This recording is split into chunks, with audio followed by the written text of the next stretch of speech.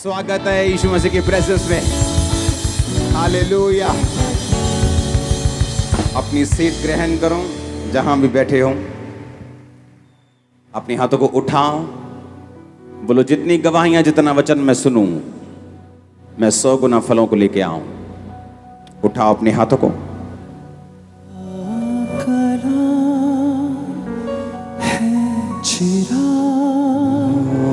मेरी राहों की रोशनी अपने दिल में मैंने।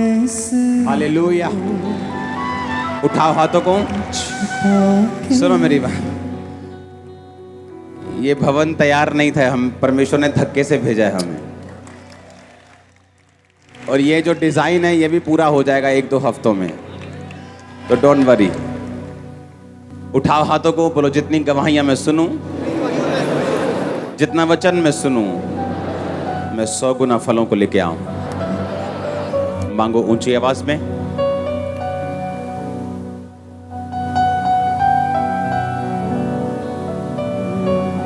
तेरे कलाम को पढ़ूं है इसी में मेरी खुशी अपने दिल में। मांगो मांगो मांगो, जो गवाही मैं सुनूं, जो वचन मैं सुनूं, 100 गुना फलों को लेके आऊं।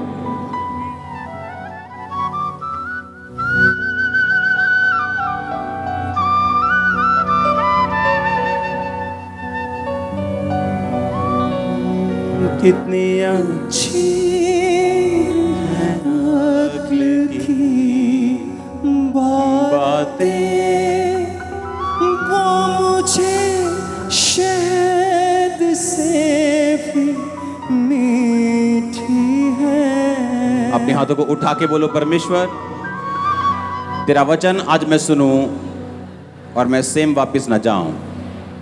प्रभु यीशु मसीह के नाम में तारीफ करो जोर से। ये पिलर्स आप देख रहे हो, ये अपने आप खड़े हैं, ये सपोर्ट नहीं है किसी भी चीज। ये हटा दिए जाएंगे और ये पिलरलेस हॉल होगा कंप्लीट। इसकी गवाही मैं आपको अभी नहीं दूंगा, इसकी गवाही मैं आपको बाद में दूंगा। इसकी गवाही बहुत लंबी और बड़ी जबरदस्त है। तो अभी भी ये इसका डिजाइन अलग है, ये कंप्लीट हो जाएगा 1 हफ्ते में, 2 हफ्तों में। लेकिन अभी भी जो साउंड का जो गूंज है वो नहीं खत्म होगी जब तक हम इसे, जो कंप्लीट हमने सोचा है, ऑडिटोरियम नहीं बनाएंगे इसका। वो भी जल्दी बन जाएगा। आमीन। आप बिलीव करते हैं कि नहीं? बहुत सुंदर भवन प्रभु आपको दे रहे हैं। Very beautiful. इसका जो साउंड है वो अमेरिका से आया है, आ चुका है।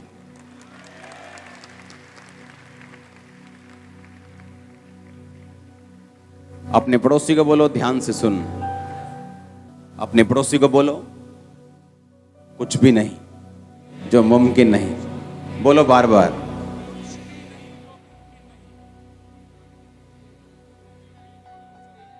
आमीन। यीशु मसीह ने कहा जस्ट बिलीव, क्योंकि यीशु मसीह के पास जब बड़ी बड़ी बीमारियों के रोगी आते थे तो बोलते थे कि अगर तू कुछ कर सकता है, क्योंकि ये रोग बहुत बड़ा है। उनके माइंड में पिक्चर थी कि बहुत बड़ा रोग है, फलाने को हुआ था वो मर गया, उसको भी हुआ था, मेरे रिश्तेदार को हुआ था वो मर गया। अगर तू कुछ कर सकता है तो यीशु मसीह ने कहा तूने अगर क्यों बोला? विश्वास करने वाले के लिए सब कुछ हो सकता है। परमेश्वर हमें उस पोजीशन पे लेके जाना चाहता है जहां रोज परमेश्वर हमें असंभव संभव होता दिखाए। एवरी डे, रोज वो हमारी आत्मिक जो पोजीशन है, हमारी जो लाइफ है, वो इस तरह से सेट करना चाहता है कि हम रोज इम्पॉसिबल पॉसिबल होता हुआ देखें। Every day. कई बार जो हम मांग रहे होते परमेश्वर हमें देता नहीं, जस्ट हमें चेक करने के लिए, हमारी विश्वास योग्यता को परखने के लिए। जैसे मुझे उसने चेक किया हीलिंग अनॉइंटिंग देने से पहले, खुद बीमारी में रख के।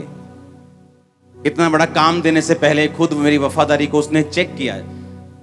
कई बार वो इन कारणों से हमें रोक के रखता है, लेकिन उसके साथ भी वो हमें ऐसी पोजीशन में चाहता है कि हम रोज असंभव कामों को संभव होता हुआ देखें। यही परमेश्वर का प्लान है आपकी लाइफ के लिए। परमेश्वर चाहता हम इस पोजीशन में रहें, हमेशा इस तैयारी में, इस पोजीशन में रहें कि हम रोज एवरी डे अपने बच्चों में, अपनी लाइफ में, अपनी फैमिली में रोज एक नया मिरेकल्स देखें, रोज एक नया चमत्कार देखें एवरी डे। वो ऐसा सुपरनेचुरल हमें बनाना चाहता है। हमारा शरीर उसके आड़े आता है, हमारा व्यभिचार, हमारा गुस्सा, हमारी लड़ाइयां, हमारे झगड़े, प्रार्थना का ना कर पाना, प्रार्थना में ध्यान ना लगाना। मेरा प्रार्थना से ध्यान नहीं लगता, किसी का नहीं लगता। मेरा प्रार्थना में मन नहीं करता, पास्टर्स का भी मन नहीं करता, मन किसी का नहीं करता। लेकिन जब मालूम होता है कि ये कड़वी दवाई मेरे शरीर को हील कर सकती है तो हम पीते हैं। और जब हमें मालूम होता है कि परमेश्वर की प्रेजेंस में अगर हम रहेंगे, उसकी हजूरी में हम रहेंगे और प्रेयरफुल रहेंगे और वचनों पे चलते रहेंगे और लिखित वचनों से हटेंगे नहीं, तो परमेश्वर ये ऐसे काम करता है कि हम रोज इम्पॉसिबल को पॉसिबल होता देखें अपनी लाइफ में। ऐसा रोज होगा। आपने एक मिरेकल सुना, हम रोज सुनते हैं। हम मंगलवार भी सुनते हैं, हम सोमवार भी लोगों को सुनते हैं, हम बुधवार भी सुनते हैं मेरी लाइफ में ये काम हुआ, हम वीरवार भी सुनते हैं, आप संडे थर्सडे सुनते हैं और रोज प्रेयर माउंटेन की शायद प्रार्थना में सुनते होंगे, लेकिन हम रोज सुनते हैं।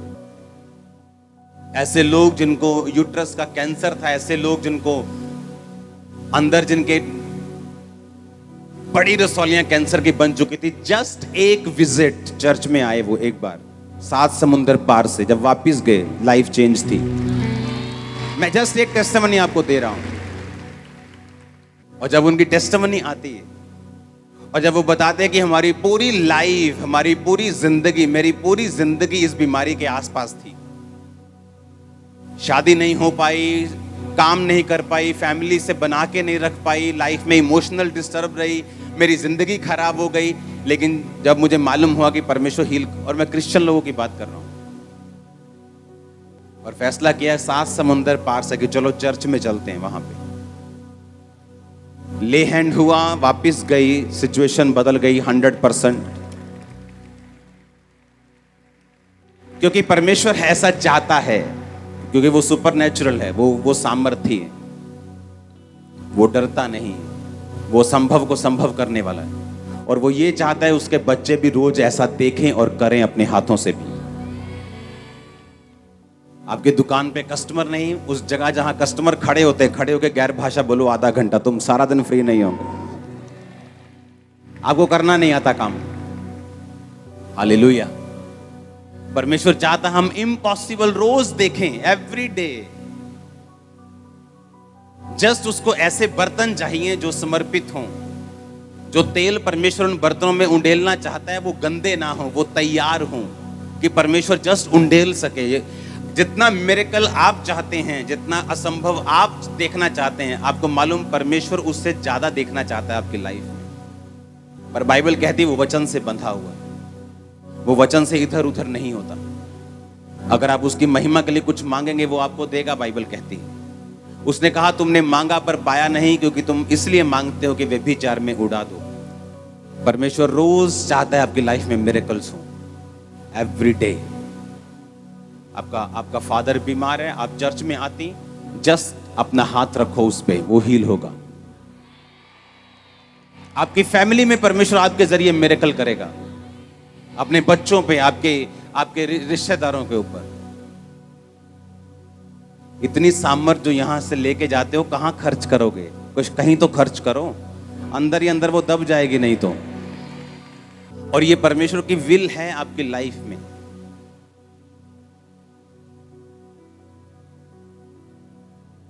आपके हस्बैंड का माइंड एकदम से चेंज होने वाला है, सच कह रहा हूं। आपका फाइनेंस जिसके लिए आप 15 साल से इंतजार कर रहे हो, चेंज होने वाला एकदम से। परमेश्वर ये ठान चुका है आपकी लाइफ में मिरेकल करना। उसने मेरी लाइफ में ठान लिया था कि जो ये हीलिंग मांग रहा है, मैं इसे दूंगा। जस्ट वो इंतजार कर रहा था कि मैं पोजीशन मेरी सही हो जाए, ऐसा ना हो कि मैं हीलिंग लेके भाग जाऊं। और परमेश्वर का जो सबसे बड़ा मकसद था हीलिंग के बाद मुझे इस्तेमाल करने का, वो पूरा ना हो, इसलिए उसने इंतजार किया कि पहले मैं इस्तेमाल होने के लिए तैयार हो जाऊं। वो आपके लाइफ में जो भी कर रहा है उसमें उसका एक बड़ा मकसद है। उस मकसद को बाय फेथ आप पकड़ के रख सकते हो। इसलिए वचन में लिखा है कि धर्मी जन विश्वास से जीवित रहेगा। धर्मी जन कैसे जीवित रहेगा? और वो ऐसा चाहता है आपकी लाइफ में। हम दूसरों की तरह नहीं, जिनका परमेश्वर सिर्फ कापियों में और किताबों में है। हमारा हमारे साथ चलता है। आमीन। वो मुर्दा नहीं है। हम उसकी पास्ट बातों में विश्वास नहीं करते। उसने किया था, वो आज भी जीवित है तो करता है। अगर कोई परमेश्वर है तो उसके लिए पुराने टाइम में काम करना और आज काम करना उसके लिए कोई फर्क नहीं है। जो टाइम पर काम आए बोलते हैं वही अपना है। जो आज काम करे वही परमेश्वर है। सब बोलते हैं ना, मैं भी तुम्हारा हूं, मैं भी तुम्हारा हूं। असी भैन जी कोई गल नहीं सी, तुसी आवाज मारी हो कदी? हाँ, जिस दिन भैन जी नूं लोड़ पई ते भैन जी ने फोन किया ते वो भैन जी फोन ही नहीं चकदी, वो कट्टी जाती है अगों। वो आपकी अपनी नहीं है। जो अपने होंगे वो एक SMS के बाद आपके घर के बाहर खड़े हो जाएंगे। और जो परमेश्वर जीवित होगा वो काम करेगा, बहाने नहीं मारेगा। आज से एक्सपेक्ट करना है, तैयारी रखनी है कि आपकी लाइफ में रोज मिरेकल्स हों। इस कॉन्शियसनेस में, इस विवेक में चलना है कि परमेश्वर मेरा जीवित है और वो मेरे साथ है और वो बड़े काम करेगा मेरी जिंदगी में अगर मैं उसके साथ अड़ा और खड़ा रहूंगा। तो आप अपनी फैमिली के मूसा बनने वाले हैं। आप अपनी फैमिली की एस्तर बनने वाली हैं। आप अपनी कम्युनिटी की दबोरा बनने वाली हैं। आप अपने लोगों के जोशुआ बनने वाले हैं। आमीन। ऊंचा ये बरकत आपकी है। Hallelujah, hallelujah, hallelujah. वो यही चाहता है आपकी लाइफ में।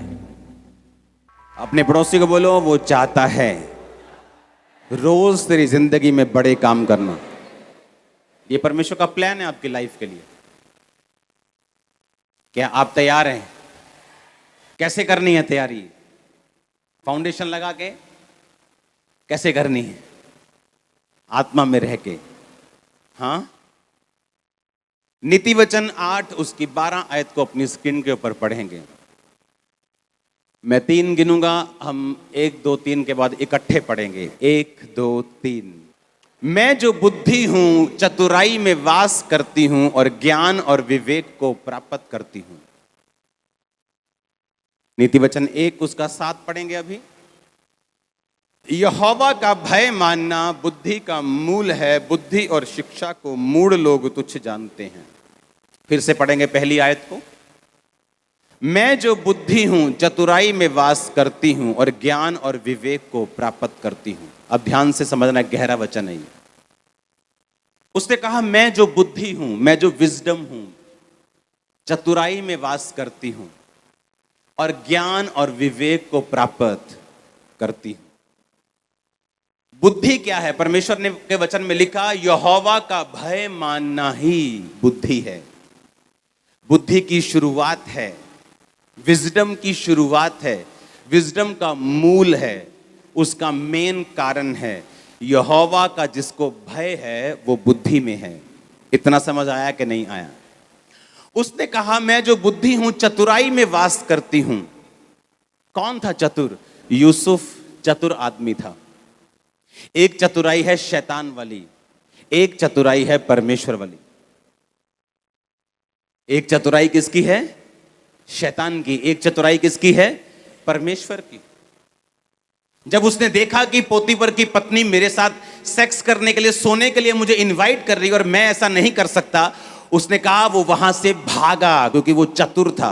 बुद्धि चतुराई में वास करती है। उसने ये नहीं कहा चलो मैं इसको काउंसलिंग देने की कोशिश करता हूं, इसको समझाने की कोशिश करता हूं, कोई बात नहीं, रूह बचाई जानी चाहिए थी। फिर जो रूह ने बैठना सी इदा करके आराम ना, फिर इदा करके ਤੇ ਜਿਹੜੀ रूह ਨੂੰ बचाना सी तो तू ही फंस जाना सी। समझ गए कि नहीं? जब उसने देखा कि व्यभिचार मेरे सामने, बाइबल कहती वो वहां से भागा। वो धर्मी था फिर भी भागा, क्योंकि बुद्धि किस में वास करती है? चतुराई में। जिस गली में व्यभिचार की थोड़ी सी प्रॉब्लम हो सकती है, मैं स्कूटर लेके भी उधर क्यों जाऊंगा? चाहे मुझे उधर से निकलना वैसे ही है, मैं किसी और गली से निकल जाऊंगा, उधर से नहीं जाऊंगा। मैं जो बुद्धि हूं, चतुराई में वास करती हूं। कहता मैं फिर ज्ञान और विवेक को प्राप्त करती हूं। कौन सा ज्ञान? ये वो ज्ञान नहीं जो आप किताबों में लेते हैं, जो स्कूल और कॉलेजेस में मिलता है। वो ज्ञान अच्छा है, लेकिन उस ज्ञान की परमेश्वर बात नहीं कर रहा है। ये ज्ञान उससे ऊपर है। ये ज्ञान वो ज्ञान है जो हेवनली है, जो स्पिरिचुअल है। ये ज्ञान वो है जब आप एक रात फैसला करते हैं कि मुझे, जो मेरा भाई, जो मेरा दोस्त मुझे पार्टनरशिप बिजनेस में करने के लिए बोल रहा है, मैं सुबह उसके पास जाता हूं और मैं जाके बोलता हूं कि ठीक है मैं तेरा पार्टनर बनने के लिए तैयार हूं। और जैसे आप सोते हैं, अगर आपके अंदर परमेश्वर की डर है, भय है, बुद्धि है, तो रात को आपको सपना आएगा कि सुबह मत जा। ज्ञान कौन सा वाला? वो जो ऊपर से आता है। यीशु मसीह ने कहा कितने पति हैं तेरे? उसने कहा मेरा तो अभी मैरिज। यीशु मसीह ने कहा तू कितने पति कर चुकी? कितने? 5 पति कर चुकी। उसने कहा मुझे ऐसा लगता है कि तू एक भविष्यद्वक्ता है। वो ज्ञान कहां से आया था? यीशु मसीह ने कहीं पढ़ा था? कहां से आया था? हेवन से आया था। जब आपके अंदर बुद्धि काम करना शुरू करती है, जो चतुराई के साथ काम करती है, परमेश्वर ने कहा वो ज्ञान और विवेक को प्राप्त करते हैं। जब ज्ञान, हेवनली ज्ञान आपके अंदर आता है, आपको मालूम होता है कि मुझे ये काम नहीं करना, ये आदमी से नहीं मिलना, ये औरत से नहीं मिलना, ये वाला काम नहीं करना। आपको सपना आता है, लेकिन होता क्या है? जिस दिन सपना आना होता है, आपने 6 घंटे टीवी देखा होता है, आपने सारे टीवी के प्रोग्राम देखे होते हैं, आपने फेसबुक पे घंटों बिताए होते हैं, आप इतना संसार में गुमे होते हैं कि जब आप लेटते हैं आपको कोई सपना नहीं आता। जबकि आप लोगों को जो नींद है, जो आपका सोना है, वो सोने के लिए नहीं बल्कि परमेश्वर से बात करने के लिए है। आज कलीसिया गुमी हुई क्यों है मालूम? आज कलीसिया लॉस्ट क्यों है? आज क्रिश्चियन लोग जो हैं वो गुमे गुमे से क्यों हैं? ना तो अपने फाइनेंस में, ना लाइफ में, ना फैमिली में, ना सेहत में। हर तरफ उनको लगता है कि, ऐसा लगता है कि परमेश्वर है ही नहीं, क्योंकि उनके काम परमेश्वर वाले नहीं हैं। उसने कहा मैं जो बुद्धि हूं, किसमें वास करती हूं? अब मुझे मालूम है कल मुझे कहां जाना है? चर्च। आज क्या है? शनिवार। तो कल परमेश्वर मुझसे बात करे तो मैं शनिवार क्यों ना फास्ट रखूं? मैं फास्ट रखती हूं। मैं टीवी से दूर हूं आज, मैं अपनी सहेलियों से दूर हूं, मैं अपनी फालतू चीजों से दूर हूं, मोबाइल मैंने आज बंद कर दिया, मैं प्रार्थना में हूं।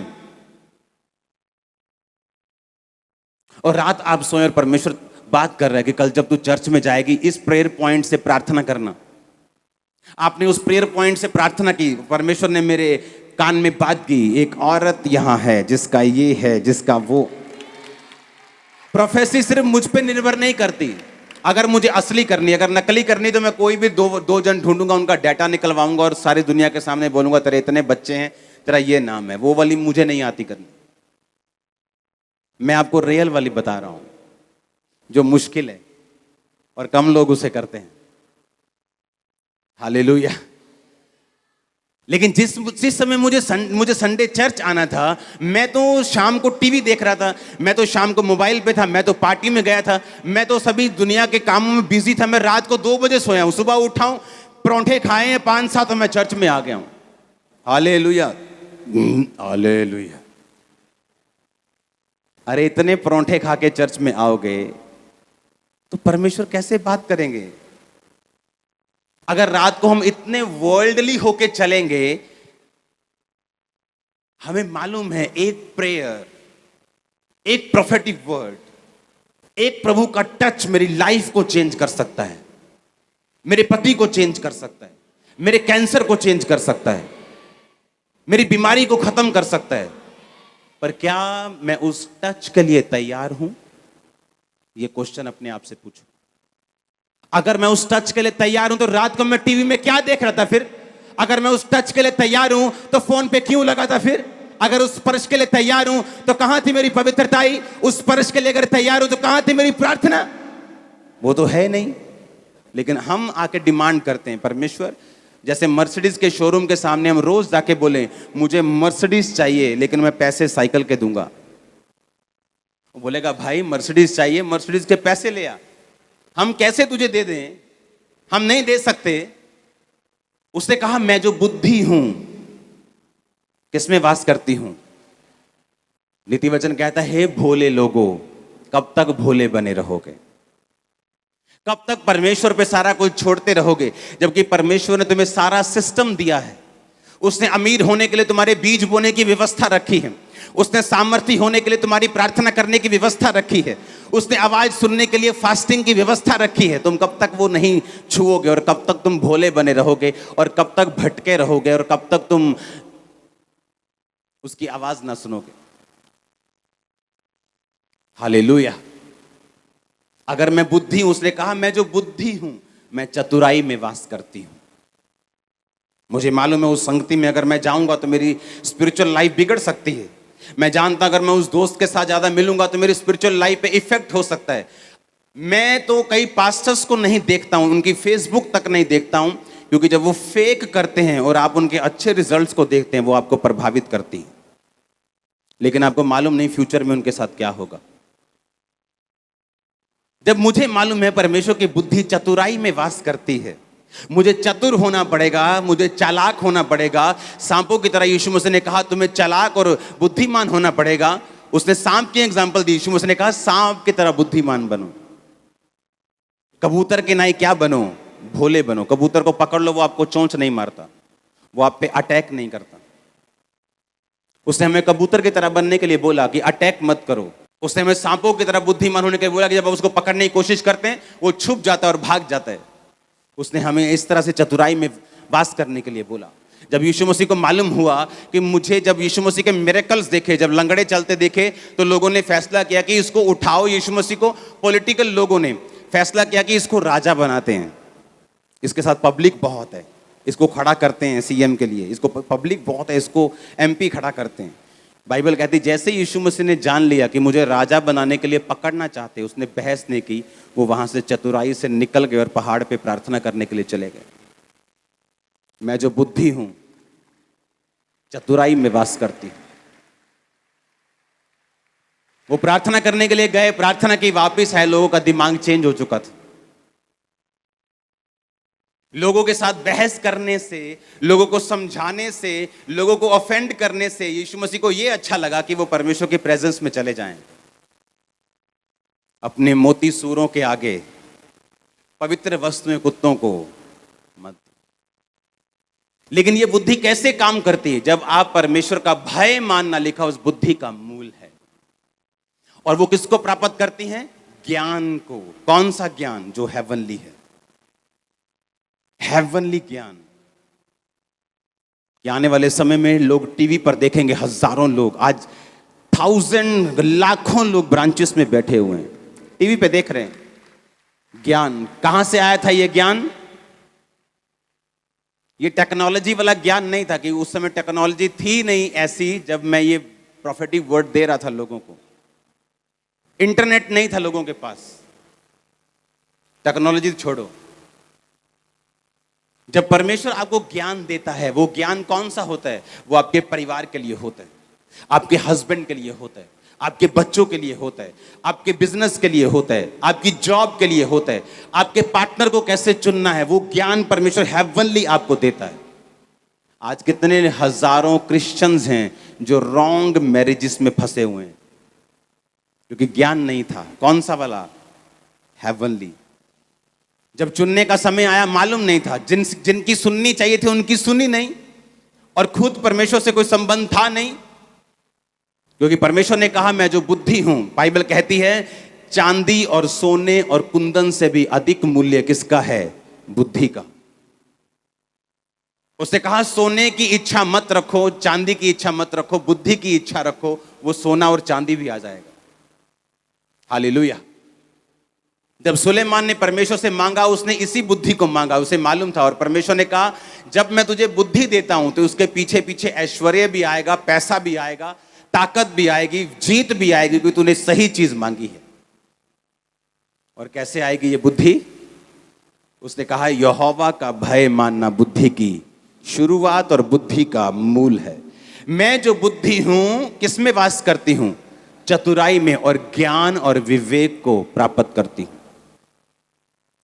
जब बुद्धि आती, विवेक आता है, ज्ञान आपको बढ़ाता है। जब ज्ञान आता है आप अगला स्टेप ले पाते हैं। जब ज्ञान आता है आप अपनी लाइफ के नेक्स्ट लेवल पे चले जाते हैं। जब ज्ञान आता है आप अपनी लाइफ के एक नई हिट को, नया नया सिक्सर मारते हैं आप अपनी लाइफ में। जब ज्ञान आता है, क्योंकि वो हेवनली होता है। जो ज्ञान ऊपर से आता है वो फेल नहीं होता। आप नीचे के ज्ञान से कोई बिजनेस खोल सकते हो कि इस इलाके में ये बिजनेस चल सकता है, और वो चल भी सकता है, लेकिन जो ज्ञान, और फेल भी हो सकता है, लेकिन जो ज्ञान ऊपर से आएगा वो कभी फेल नहीं होगा। और मैं उस ज्ञान की बात नहीं कर रहा हूं, ये ज्ञान आपकी लाइफ के लिए पर्सनल होता है। ये बाइबल के शब्दों का ज्ञान मैं बात नहीं कर रहा हूं। आपकी लाइफ में आपको क्या चाहिए और वो कैसे होगा, आपके बिजनेस में आपको क्या करना है, पर्सनल लाइफ में क्या करना है, मैं उस ज्ञान की बात कर रहा हूं। आप मेरी बात समझ रहे कि नहीं? उसने कहा जब बुद्धि तुम्हारे अंदर आएगी, जब यहोवा का भय तुम्हारे अंदर आ जाएगा, जब परमेश्वर का भय तुम्हें आ जाएगा कि मुझे ये काम नहीं करना, मुझे यहोवा का भय, मुझे व्यभिचार नहीं करना, मुझे ये काम नहीं करना, मुझे नशे में नहीं घुसना है, मुझे मूर्ति पूजा में नहीं घुसना है, मुझे ये काम नहीं करना, मैं यहोवा का भय मानता हूं, तो परमेश्वर ने कहा बुद्धि की शुरुआत तुम में हो जाएगी। और बुद्धि चतुराई में वास करती है। जब बुद्धि तुम में वास कर जाएगी तो तुम ज्ञान को और विवेक को क्या करोगे? प्राप्त करोगे। और वो ज्ञान कौन सा होगा? वो तुम्हारे लिए होगा, वो एक रेमा वचन होगा। वो ज्ञान तुम्हारे लिए एक पर्सनल गाइडेंस होगी जो परमेश्वर तुम्हारे परिवार के लिए तुम्हें देगा।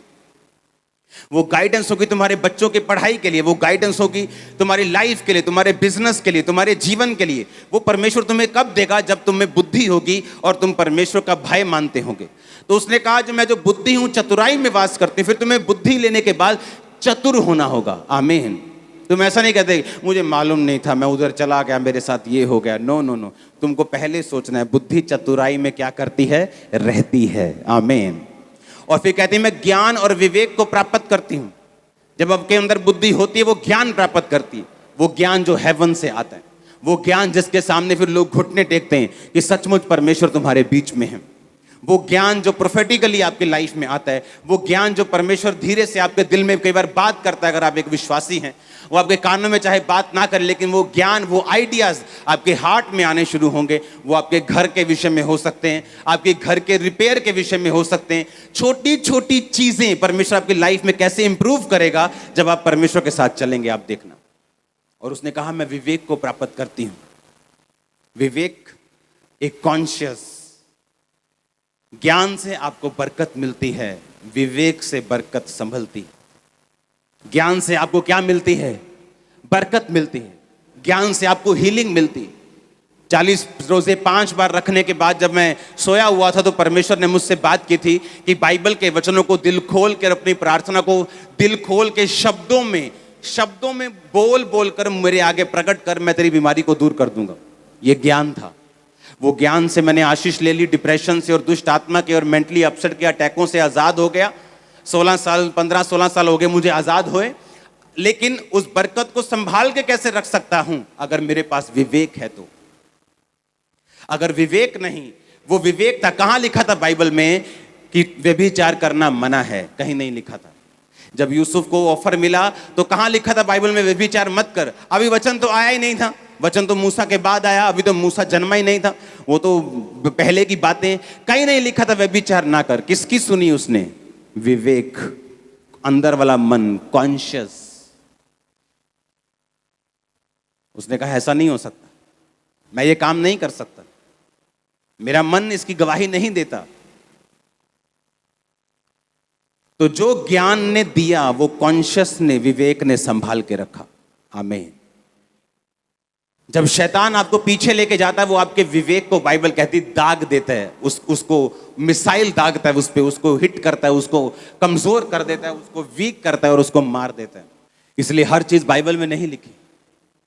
बाइबल में कहीं लिखा है सिगरेट ना पियो, तो पियो फिर सब जाके। कहां लिखा है ना पियो? कहां लिखा है? यहां लिखा है ना पियो। विवेक में लिखा है। कहां लिखा था कि टाइथ देना है? जब अब्राहम ने कहा मैं तुझे टाइथ दूंगा, कहीं नहीं लिखा था। उसको मालूम था कि मेरा परमेश्वर के साथ एक संबंध है, एक वाचा है, मैं अपने टाइथ को पे करूंगा। जब लोग इसको नए नियम से, पुराने नियम से प्रीच करने की कोशिश करते हैं, वो अपनी डॉक्ट्रिन्स को रैंडमली चेंज करते रहते। देना चाहिए, कोई कहता नहीं देना चाहिए, क्योंकि ये प्रीचिंग नहीं, ये एक टीचिंग नहीं, ये डॉक्ट्रिन नहीं, ये एक वाचा है परमेश्वर के साथ। मैं प्यार करता हूं तो मैं प्रभु को दूंगा। तो कहां लिखा था? कहीं नहीं लिखा। मैं जो बुद्धि हूं, इसलिए उसने कहा अगर तुम में बुद्धि होगी तो तुम ज्ञान को और विवेक को प्राप्त करोगे। वो विवेक होगा जो तुम्हें बीज खाने के लिए मना करेगा, जो तुम्हें टाइथ खाने के लिए मना करेगा। वो विवेक होगा जो तुम्हें ऐसी संसारिक चीजों से दूर रहने के लिए बोलेगा कि तुझे दूर रहना है ताकि परमेश्वर तुझसे कांटेक्ट कर सके। आप मानेंगे नहीं, मैं हॉल में नहीं आया हूं, अभी आया हूं हॉल में, लेकिन इस हॉल में जो हुआ, मैंने आने से पहले सपना देखा एग्जैक्ट चीजों का, एग्जैक्ट चीजों का। मैं कह रहा हूं एग्जैक्ट जो हुआ, बारिश से पहले मैंने सपना देखा, क्योंकि मैं तैयार था कल से उसके लिए। आज आपके कान खुल चुके हैं अगर आप चेक करेंगे तो, माइग्रेन जा चुके हैं अगर आप चेक करेंगे तो, वो लीवर रोग, वो फेफड़ों के रोग, वो कैंसर जा चुके हैं अगर आप चेक करेंगे। उसकी प्रेजेंस यहां पे मौजूद है। आमीन। उसने कहा मैं जो बुद्धि हूं, किसमें वास करती हूं? चतुराई में वास करती हूं। प्रार्थना करने से पहले आपको दिमाग में आएगा चल एक बार व्हाट्सएप चेक कर ले, मैसेज आया कि नहीं। वो 1 मिनट 2 घंटे बाद खत्म होगा। शैतान ने टाइम वेस्ट कर दिया। अब उसने कहा चल निकल, मेरा काम हो गया। आप समझ रहे कि नहीं? उसे मालूम है कि अगर आप सही चलेंगे तो परमेश्वर आपसे कांटेक्ट करेगा, आपको फोन आएगा परमेश्वर का रात को, आपको रिंग मारेगा रात को, वो आपसे बात करेगा और क्लियर बात करेगा वो आपसे। लेकिन क्या आप तैयार है कि नहीं? अगर आप तैयार नहीं तो वो, बाइबल कहती है जो दुल्हन तैयार नहीं, दूल्हा उसे नहीं लेके जा सकता। अगर दुल्हन पीछे बर्तन मांजती हो तो दूल्हा उसे ले जाएगा, पर बाइबल कहती दूल्हा अगर आएगा तो दुल्हन अगर तैयार होगी तो तभी उसे लेके जाएगा। हम अगर तैयारी नहीं कर रहे किसी चीज के लिए कि परमेश्वर हमसे कांटेक्ट करे, वो हमसे बात करे, वो हमको छुए, हमको टच करे, तो हम वो नहीं ले सकते परमेश्वर से। फिर हमें सपने आएंगे संसारिक, जिनका कोई मकसद नहीं, जिनका कोई मीनिंग नहीं, क्योंकि बाइबल कहती है कि ज्यादा बातें करने से भी सपने आते हैं, ज्यादा इधर उधर की सुनने से भी आते हैं। तो वो हमें देखना है कि हमें सपना कहां से आया है, कि परमेश्वर ने हमें दिया है कि हमारे अपने शरीर ने हमें दिया है। उसने कहा मैं जो बुद्धि हूं, किसमें वास करती हूं? चतुराई में, और ज्ञान और विवेक को क्या करती हूं? प्राप्त करती हूं। जब विवेक आपकी लाइफ में होता है, फिर आप ढूंढने नहीं लगते कि बाइबल में ये लिखा है कि नहीं। आपको मालूम है शराब नहीं पीनी, आपको मालूम है ये काम नहीं करना, आपको मालूम है मुझे ये गलत पैसा नहीं कमाना, मुझे ये रॉन्ग चीज़ें नहीं करनी, मुझे ये काम नहीं करना, आपको मालूम होता है। आप जितना मर्जी बहाना बनाने की कोशिश करो, आपका विवेक आपको बताता है कि जो ये हो रहा है वो गलत है, ये नहीं होना चाहिए। हालेलुया। कितने इन बातों को समझ रहे हैं? और बुद्धि कैसे मिलती है? यहोवा का भय बुद्धि की क्या है? इसका मतलब अगर मुझे यहोवा का भय है, मैं परमेश्वर का डर मानता हूं, पाप से दूर रहता हूं, तो ये सब चीजें मेरी लाइफ में होनी शुरू हो जाएंगी। वो कांटेक्ट करेगा, वो टच करेगा, वो हील करेगा, वो डिलीवर भी करेगा, वो ज्ञान देगा, वो विवेक देगा, वो संभाल के रखेगा, वो आगे भी लेके जाएगा। आप मेरी बात समझ रहे कि नहीं? मैं जो बुद्धि हूं कहां वास करती हूं? चतुराई में वास करती हूं। हे भोले लोगों, कब तक भोलेपन से प्रीति रखोगे? उसने कहा। तुम्हें मालूम है आज अगर मैं इस रिश्तेदार के घर जाऊंगी तो मुझे सब कुछ खाना पड़ेगा, लंगर, सब कुछ लेना पड़ेगा, लेकिन फिर भी तुम उस बकरे को जिसको काटना होता है ना, वो जाता है गाजर के आगे आगे, वैसे ही तुम जाती हो कि उसने बुलाया, अगले दिन जाओ, अगले दिन जाओ, मैंने कहा आमीन। जब मालूम है कुछ ऐसा खाने को नहीं मिलेगा जो नॉन बिब्लिकल है, पर बाइबल कहती मैं जो बुद्धि हूं किसमें वास करती हूं? चतुराई में। मैं जो बुद्धि हूं किसमें वास करती हूं? लेकिन अगर बुद्धि नहीं होगी, तुम जाओगे, खाओगे, पियोगे, बीमारियां लेके आओगे, फिर प्रेयर लाइन में खड़े होगे तुम और पास्टर पे सारा जोर लगाने के लिए बोलोगे, पास्टर जी अच्छे ही करो। हाँ, और पास्टर इतनी देर से वचन दे रहा है, वो आपको सिखा रहा है, वो आपको समझा रहा है। अगर आप सुन ले ध्यान से तो बाइबल कहती है तुम्हें हीलिंग की जरूरत नहीं होगी, तुम एवरग्रीन हील रहोगे।